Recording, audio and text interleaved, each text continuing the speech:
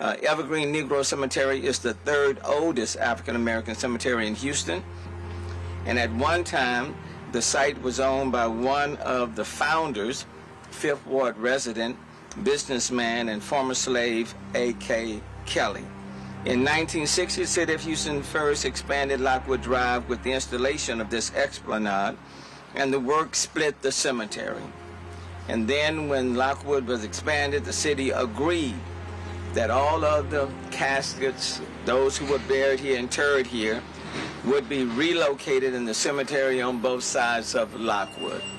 Recently, by Metro, during the planning phase of this new project, it was discovered that not all of those bodies had been removed in the esplanade.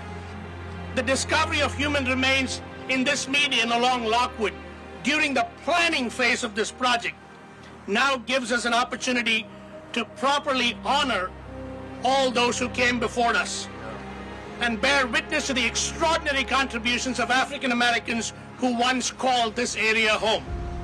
We are here because this mayor, Sylvester Turner, fully cognizant of this being Black History Month and fully cognizant of the fact that the people who are buried here were disrespected when they were alive.